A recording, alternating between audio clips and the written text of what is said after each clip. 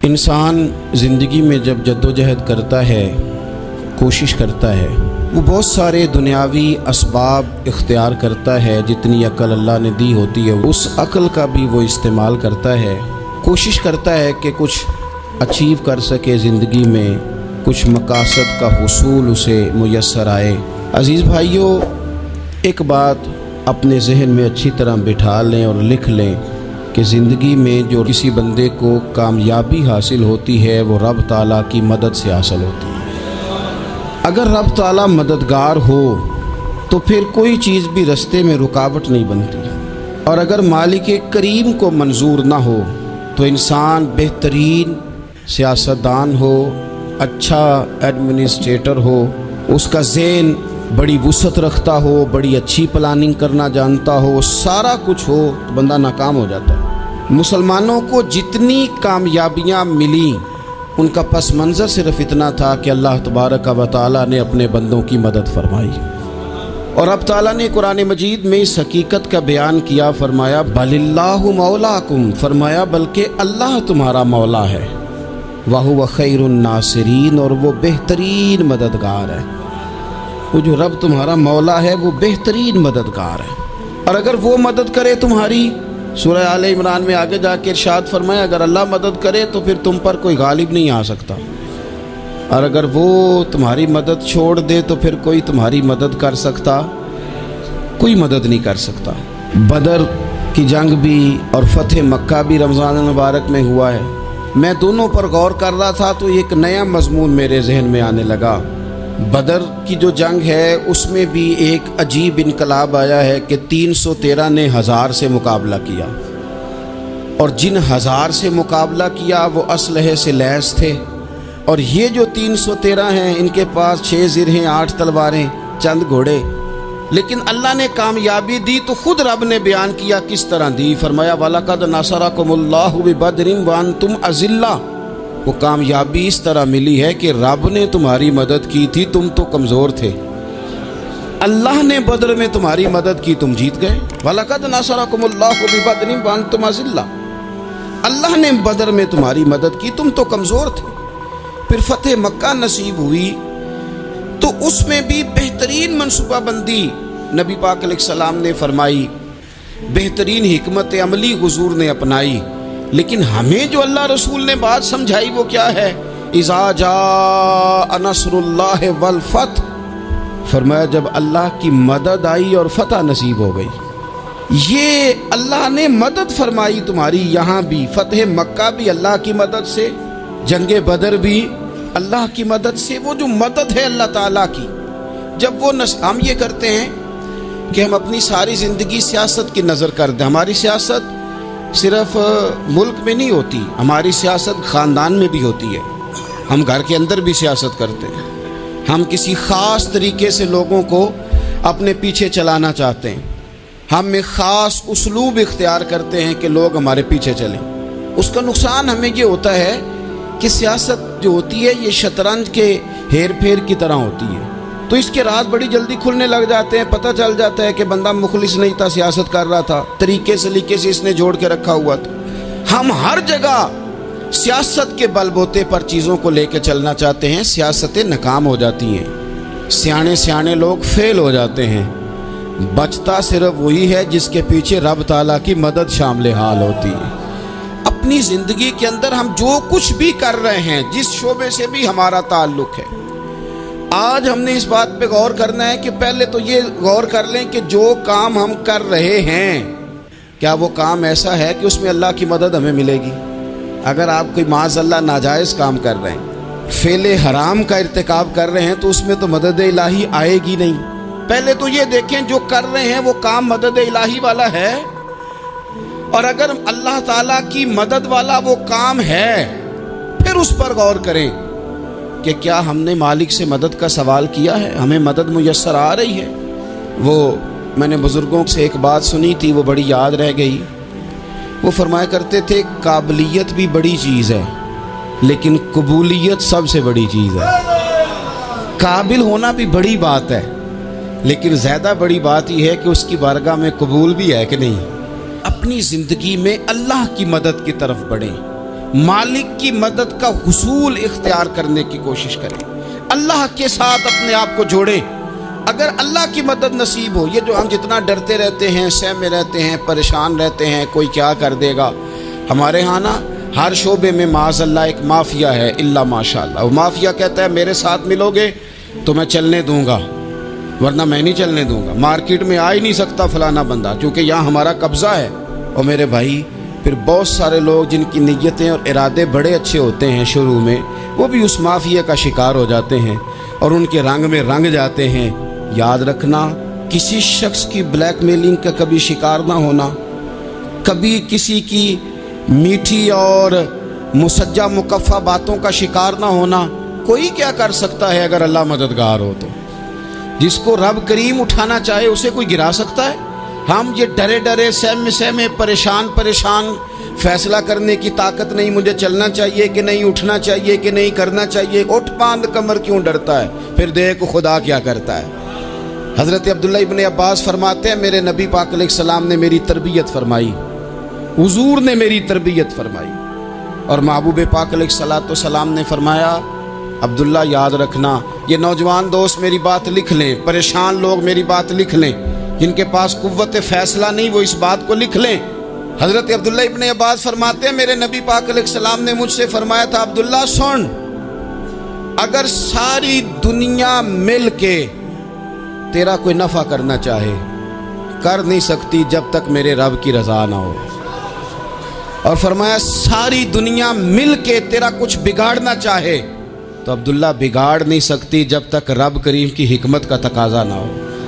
लोगों से डरना, लोगों की तरफ देखना, माहौल देख के अपने राह का तायुन करना, हर बंदे के ख्यालात के मुताबिक ढलने की कोशिश करना, फलाना ना नाराज हो जाए, फलाना ना नाराज हो जाए, वो जिसने होना हो जाए, बस रब रसूल नाराज ना हो। अपनी जिंदगी में अपने मालिक को मौला जान के, बलिल्लाहु मौलाकुम, अल्लाह तुम्हारा मौला है, वहुवा खैरुन नासिरीन, वो बेहतरीन मददगार है।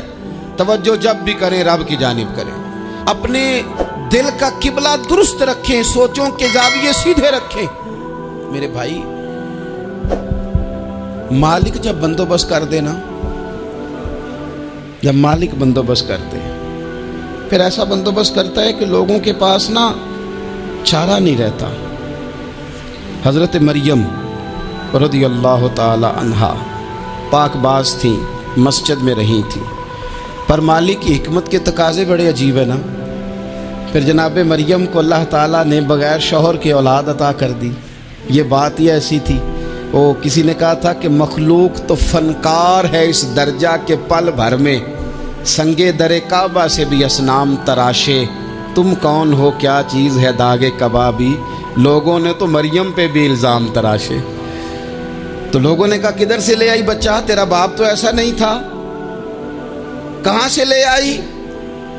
अल्लाह करे मैं आपको समझा सकूं, ज़रा अपने आप को वहाँ खड़ा करें कि एक पाक बाज औरत, पाक बाप की बेटी, तैयब माँ की बेटी और अल्लाह के घर में परवरिश पाने वाली खातून, एक वो वक्त और एक ये वक्त कि उस औरत को कटहरे में खड़ा करके पूछा जा रहा है कि माज़अल्लाह तेरी गोद में बच्चा जायज़ नहीं है, कहाँ से लाई है? अब खुद से सफाइयाँ बंदा कितनी को दे, कितनी को वजाहतें करे।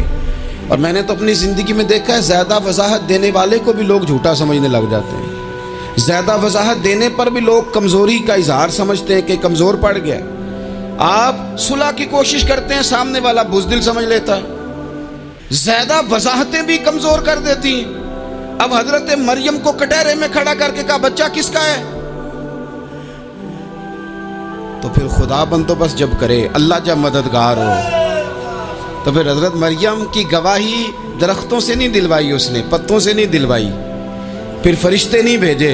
हज़रत मरियम कहने लगी मुझसे ना पूछो, वो जो पंघूड़े में है उसी से पूछ लो, उनसे पूछो ना, वो कौन है पूछ लो, उनसे कर लो सवाल।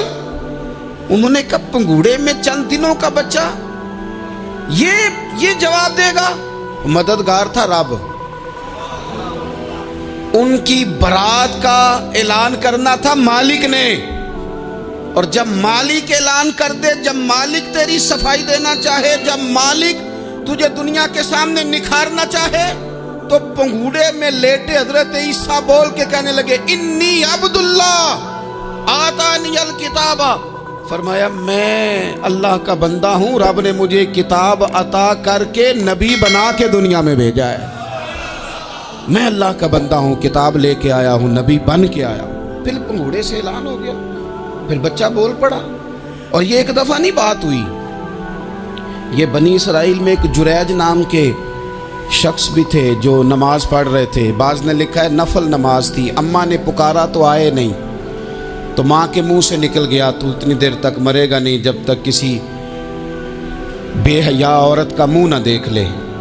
तो वो इबादत गुजार थे, लेकिन लोगों ने उनकी इबादत, रियाजत, परहेजगारी को नहीं देखा। बस एक औरत को भेज के इल्ज़ाम लगवा दिया। वो औरत आया जाया करती थी, अब आ जाती हैं औरतें, मसला पूछने की नीयत से भी आ जाती हैं। माहौल में कुछ जगह ऐसी भी हैं जहाँ औरतें दम कराने के बहाने आ जाती हैं। वो खातून आती जाती थी उस खानकाह पे, आस्ताने पे, ये बुखारी में मौजूद है। फिर उसने कहा मेरी गोद में जो बच्चा है ये इन्हीं का है। मुझे बताएं कैसे बंदा वजाहत दे। हालात ख़राब हो गए, लोग कुटिया जलाने लगे, माहौल और तरह का बन गया। मेरे नबी पाक अलैहिस्सलातु वस्सलाम फरमाते हैं फिर उस रब के बंदे ने कहा मालिक तू करीम है, तेरी मशीयत का तकाजा आया जो मेरी माँ ने जुमले बोले थे, पर अब मैं वजाहत देने के काबिल नहीं रहा, अब तू ही करम करेगा तो दरवाज़ा खुलेगा। तो वो चंद दिनों का बच्चा पंगूड़े में बोल के कहने लगा मैं इस दरवेश का नहीं, मैं तो फलाने चरवाहे का बच्चा हूँ, वो जो बकरियाँ चराता है। रब की मदद को पुकारें, अपने साथ अपने मालिक की मदद को शामिल करें, थोड़े रिस्क पर भी गुजारा अच्छा होने लग जाएगा। सारे लोग आपको गिराने की तदबीरें कर रहे होंगे और मालिक आपको इज्जतें अता फरमा देगा, उसकी बारगाह से हिकमत का तकाजा और हो जाएगा। हमने सारी जिंदगी लोगों को राजी करने में गुजार दी, सारी जिंदगी बुढ़ापा आ गया बच्चों को पालते, और बच्चों ने आखिरी उम्र में कह दिया अब्बा अगर कोई ढब का काम कर लेते तो आज हमारे दिन भी फिर न जाते। सारी जिंदगी गुजार दी बहन भाइयों को राजी करने में, सारी जिंदगी गुजार दी जिम्मेदारियां उठाने में। उनको 99 दफ़ा दिया, एक दफ़ा नहीं दिया तो उन्होंने कह दिया तूने तो कभी दिया ही नहीं, तू था ही नहीं। सारी जिंदगी मोहल्लेदारों, इलाके वालों को राजी करने में गुजार दी। और मैंने ऐसे लोग भी देखे दीन के लिए वक्त गुजारा, लेकिन जब बुढ़ापे में दांत काम ना करते थे तो वक्त के मुफ्तियों को भी मस्जिदों की कमेटियों ने कह दिया अब आपकी समझ नहीं आती, हमने खतीब को यौर रखना है, न देखो दुनिया की तरफ, दुनिया रुला देती है, न राजी करो बंदों को, बंदे थका देते हैं, न पीछे भागो हर वक्त दुनियादारों के, ये इंसान को कमज़ोर कर देते हैं। वो तो करीम ही बड़ा है, 2 आंसू ज़मीन पर बाद में गिरते हैं, बंदे के गुनाह सारे पहले माफ़ फरमा देता है। अल्लाह की मदद का हुसूल, अपने मालिक की मदद की तरफ बढ़ना, आपको बदर की जंग भी यही दरस देगी, आपको ओहद का मैदान भी यही सबक देगा, फतेह मक्का भी यही सबक देगा। मेरे दोस्तों जब रब मदद फरमाए, जब अल्लाह मददगार बने। दोस्तों से एक बात अक्सर करता हूँ, मैं कहता हूँ कि जितने दर्द से आप अमीर को अपनी कहानी सुनाते हैं ना, और जिस तरह आपके आंसू बात करने से पहले गिर जाते हैं कि गरीब हैं, बच्चियां हैं, कारोबार नहीं, ओ मेरे संगियों, इससे आधे आंसू अपने रब की बारगाह में बखेरो, उसके हुजूर अर्ज गुजार हो जाओ, उससे तलब करो। एक वक्त इंसान पर जिंदगी में ऐसा आता है कि उसे यूं महसूस होता है कि मेरा साया भी जरा सा पीछे हट गया है, उसे यूं लगता है कि मैं किसी सहारे पे हाथ डालता हूं तो वो भाग जाता है मुझसे। लेकिन मालिक की बारगाह ऐसी अजीम बारगाह है, रब रसूल के आस्ताने इतने बड़े हैं कि आप जब वहाँ कशकोले तलब दराज करते हैं तो झोली फैलाने में देर लगती है, उनको भरने में तो कोई देर नहीं लगती। हमने अपना सोच का किबला ही दुनिया को बना लिया है। ये जो अल्लाह वालों की मदद है ये तो है अल्लाह ही की मदद है, लेकिन ये जो सेठों की तरफ तवज्जो करना, नवाबों की तरफ तवज्जो करना, दुनियादारों की तरफ तवज्जो करना और अपना मिजाज इस तरह का बना लेना, यारो गर्दन को झुका देता है खैरात का पत्थर, जहां में मांगने वालों के सर कभी ऊंचे नहीं होते। اور اقبال کہتے ہیں غیرت ہے بڑی چیز جہان تگ و دو میں، پہناتی ہے یہ فقر کو تاج سردارا۔ میں عرض کروں گا کہ اپنی آپ جب توجہ کا قبلہ اللہ رسول کو بنائیں گے تو رب فرماتے وَيَرْزُقْهُ مِنْ حَيْثُ لَا يَحْتَسِبُ، میں نہ تجھے وہاں سے رزق دوں گا جہاں سے کبھی تیرا گمان بھی نہیں کیا ہوگا، یہاں سے بھی مل سکتا ہے، تو نے سوچا بھی نہیں ہوگا۔ بخاری شریف میں حدیث ہے، حضرت جابر ابن عبداللہ فرماتے ہیں نبی پاک صلی اللہ علیہ وسلم نے نا 300 لوگوں کا ایک لشکر روانہ کیا کسی مہم کے لیے، کسی جہاد کے لیے۔ حضرت ابو عبیدہ بن جراح رضی اللہ تعالیٰ عنہ امیر لشکر تھے۔ فرماتے غربت اتنی زیادہ تھی، بھوک اتنی زیادہ تھی کہ ایک ایک کھجور دن میں ایک وقت کھانے کو ملتی تھی، اور کچھ دن ایسے آئے کہ اب کھجور بھی نہیں مل رہی۔ فرماتے اتنی زیادہ بھوک لگی مجاہدین کو 300 بندہ پتے کھا کے گزارا ہونے لگ گیا۔ یہ بخاری میں موجود ہے۔ آپ فرماتے ہیں کہ دریا کے کنارے ہمارا پڑاؤ تھا، ٹھہراؤ تھا، جب بھوک سے نڈھال ہو گئے نا وَيَرْزُقْهُ مِنْ حَيْثُ لَا يَحْتَسِبُ، اللہ وہاں سے روزی دیتا ہے، گمان بھی نہیں ہوتا۔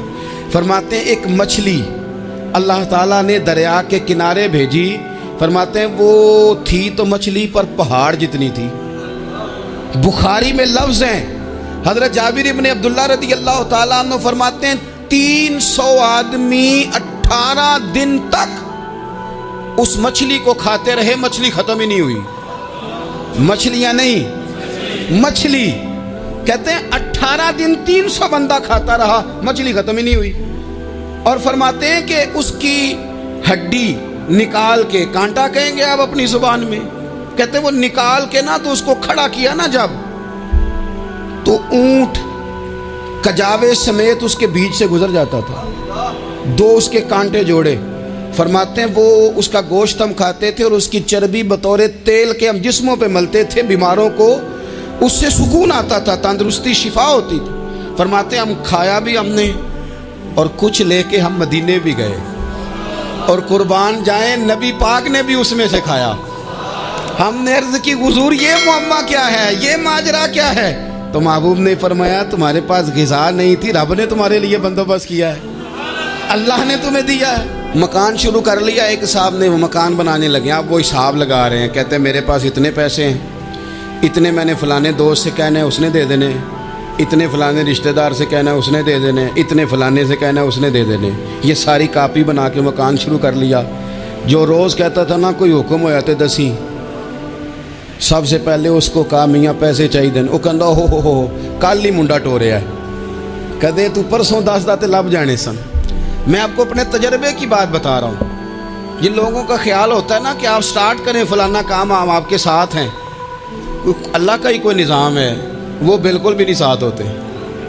لیکن ایسا نہیں ہے کہ کوئی ساتھ نہیں ہوتا، اللہ تعالیٰ بڑے اسباب پیدا کرتا ہے، وہاں سے دیتا ہے جہاں سے گمان بھی۔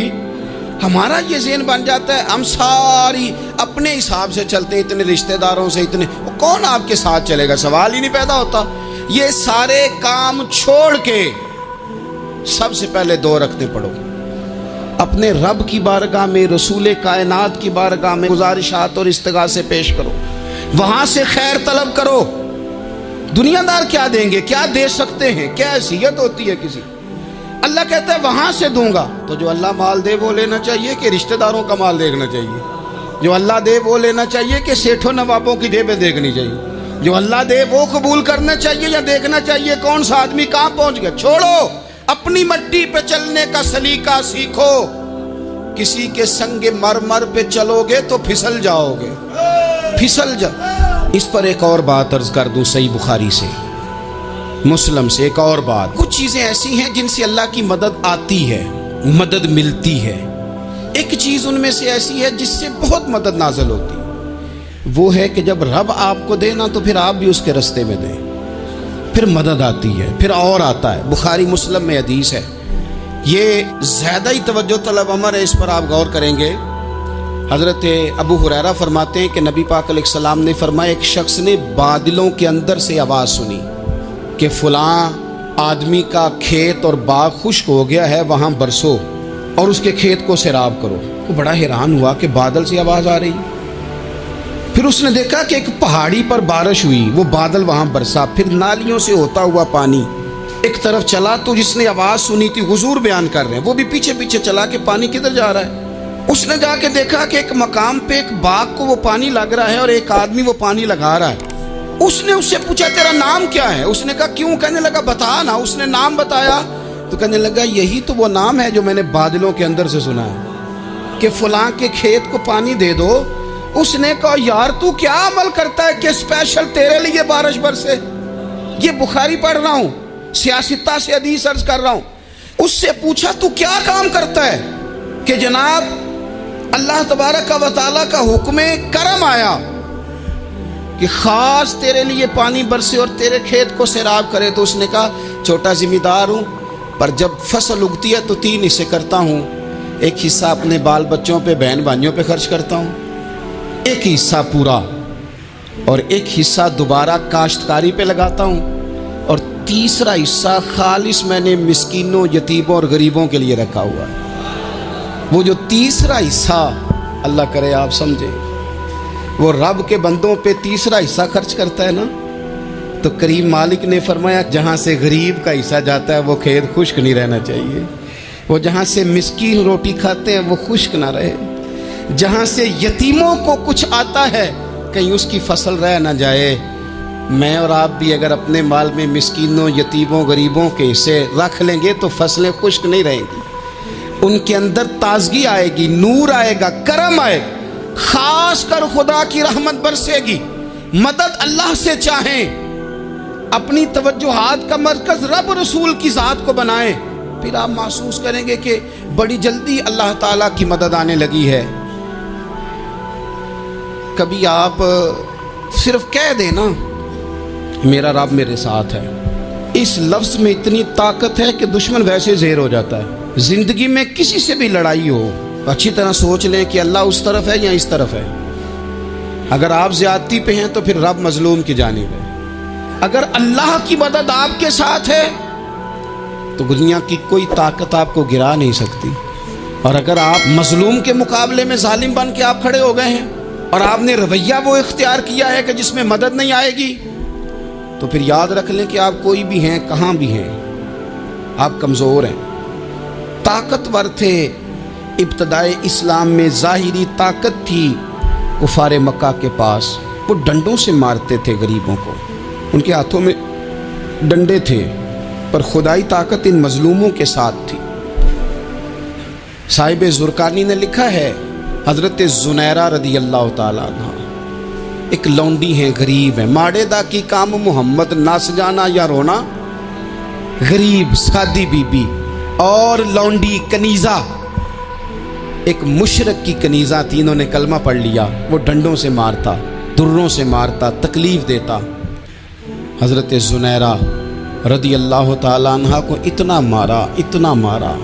اب آپ ایک اور پہلو پر بھی غور کریں، مار بھی پڑ رہی ہے پر خدا ادھر ہی ہے، اللہ کی مدد ادھر ہی ہے۔ رب کہتا ہے کہ پہلے تو صبر کرنا، ان اللہ مع الصابرین، تو صبر کرے گا تو پھر رب کی معیت ملے گی، ذرا ٹھہرنا، تو تھوڑا ڈٹنا۔ ان الذین قالوا ربنا اللہ ثم استقاموا تتنزل علیہم الملائکہ، تو کہے اللہ میرا رب ہے، پھر تو پہلے ڈٹ، پہلے تو نے ڈٹنا ہے۔ ثم استقاموا، جو ڈٹ گیا، تتنزل علیہم الملائکہ، ڈٹنے والے کے لیے مدد آتی، پہلے تھوڑا ٹھہرنا پڑتا ہے، پہلے تھوڑا صبر کرنا پڑتا ہے، حوصلہ کرنا پڑتا، اس کے بعد مدد آتی۔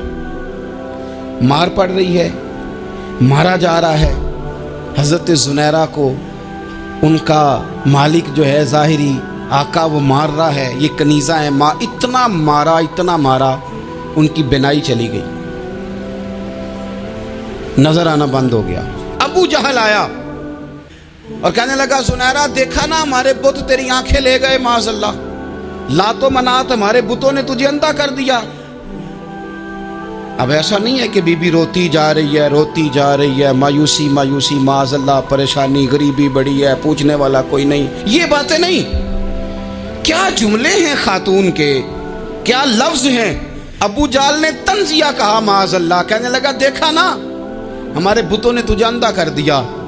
تو جناب زنیرہ آنکھوں کی بینائی گئی ہے، رات کو گئی ہے، دکھ ابھی تازہ ہے، لیکن اللہ پہ جو توکل ہے، اپنے مالک سے جو رشتہ ہے، وہ اتنا مضبوط ہے، اتنا طاقتور ہے، اس میں اتنی گہرائی ہے کہ حضرت زنیرہ بول کے نا اتنی قوت سے بولی، اتنی طاقت سے بولی کہ پورے کفر پر لرزہ طاری ہو گیا۔ فرمانے لگی تمہارے بتوں کی کیا اوقات ہے کہ وہ میری بینائی لے جائیں؟ یہ میری رب کی حکمت کا تقاضا ہے۔ جب تک اس نے چاہا زنیرہ دیکھتی رہی، اور جب اس نے چاہا زنیرہ کی آنکھوں کی بینائی چلی گئی، اور اگر وہ چاہے گا نا تو بینائی واپس بھی کر دے گا۔ اگر ہو ذوق یقین پیدا تو کٹ جاتی ہیں زنجیریں، اگر وہ چاہے گا تو بینائی آ بھی جائے گی۔ حضرت زنیرہ نے رات کو یہ لفظ کہے، ابو جہل اور سارے کفار ڈر کے سن کے چلے گئے، آپ اطمینان سے آ کے بستر پہ سوئی۔ جب سویرے اٹھی تو اللہ نے آنکھوں کی روشنی واپس کر دی تھی۔ آنکھوں کی اب چھڑی پکڑی ہے، بازاروں میں گھومتی ہیں، کہتی ہیں بلاؤ کدھر ہے تمہارے لات و منات، دیکھو میرے رب نے روشنی واپس کر دی۔ آ کر میرے ساتھ ادھر آ، ستمگر ہنر آزمائیں، تو تیر آزما ہم جگر آزمائیں۔ بیمار لوگوں یاد رکھو، کہہ دیا ڈاکٹر نے کہ تو بڑا بیمار ہے، تو بڑا کمزور ہے، یہ ہو گیا وہ ہو گیا، تو ڈاکٹر اپنے علم کے مطابق بات کر رہا ہے، ہوگا تو وہ جو میرا رب چاہے گا۔ کمزور ہو جانا، پریشان ہو جانا، تکلیف میں آ جانا، پتہ نہیں بات ہو گئی ہے تو جانے کیا ہو جائے گا۔ اپنی زندگی کے اندر اپنے رب سے رشتہ مضبوط کریں، رسول کائنات سے رشتہ مضبوط کریں، اللہ والوں سے رشتہ مضبوط کریں۔ حضرت زنیرہ نے پیغام دیا کہ زندگی میں جو جینا چاہتے ہیں تو وہ رب کا نام لے کے جی سکتے ہیں، جو اپنی زندگی میں خوشیاں دیکھنا چاہتے ہیں تو رسول اللہ کے نام پر خوشیاں دیکھی جا سکتی ہیں۔ توکل کی بنیاد پر بندہ خوشیاں لے سکتا ہے، اور اگر انسان میں توکل نہیں ہے تو پھر وہ اس کالے جادو سے بھی ڈر رہا ہے، وہ نیلے سے بھی ڈر رہا ہے، وہ پیلے سے بھی ڈر رہا ہے، وہ فلانے سے بھی ڈر رہا ہے، وہ میرے خلاف فلانا رشتہ دار سازش کر رہا ہے تو ڈر رہا ہے، فلانا میرے بارے میں یہ کر رہا ہے تو ڈر رہا ہے، وہ پتہ نہیں دنیا ادھر ہو جائے گی تو کیا ہو جائے گا، اٹھ باندھ کمر کیوں ڈرتا ہے، پھر دیکھ خدا کیا کرتا ہے۔ تو اس ساری گفتگو کا نچوڑ آپ کو یہ عرض کیا ہے، سب سے پہلے تو یہ کہ میدانوں میں مدد بھی اللہ کی، رزق میں مدد بھی اللہ کی، فصلیں خشک ہوں تو مدد پھر بھی اللہ کرے، تو پھر ساری مدد، اور اگر انسان بیمار ہو تو پھر بھی مدد اللہ کی۔ تو اپنے اللہ کی جانب توجہ کو بڑھائیں، آپ اللہ سے مدد کے سوالی بنیں۔ ترمذی کی ایک حدیث ہے، میں آپ کو زندگی کا تجربہ بتاتا ہوں کہ جب میں بڑا پریشان ہوتا ہوں تو یہ والی روایت کھول لیتا ہوں، مزہ دیتی ہے۔ میرے نبی پاک علیہ السلام نے فرمایا اپنے دکھ سیٹھوں نوابوں کو نہ کہنا، مالداروں کا نہ کہنا، ورنہ اللہ تمہیں کبھی غنی نہیں کرے گا۔ فرمایا اپنے دکھ اپنے رب کی بارگاہ میں عرض کرنا، جلدی کرے یا دیر سے کرے اللہ تمہیں لوگوں سے بے نیاز کر دے گا، اللہ تمہیں غنی کر دے گا۔ رات کو بیٹھو نا اس کی بارگاہ میں، اسے دکھڑے سناؤ، چھوٹی چھوٹی باتیں۔ حضور نے فرمایا نمک بھی مانگو تو رب سے مانگو، چھوٹی چھوٹی بات سے شروع کرو نا۔ جب بندہ شروع کرتا ہے نا چھوٹی چھوٹی چیزیں تو بڑی ساری چیزیں یہ اس طرح ہوتا ہے جیسے بندہ رب سے گفتگو کر رہا ہے، مالک مجھے یہ چاہیے، مالک میں یہاں کمزور ہوں، اللہ میں یہاں پریشان ہوں۔ آپ یہ کر کے تو دیکھیں، لمبی لمبی دعائیں مانگ کے تو دیکھیں، اس کے حضور جڑ کے تو دیکھیں، آپ دیکھیں گے راحت کتنی ہے، سکون کتنا ہے۔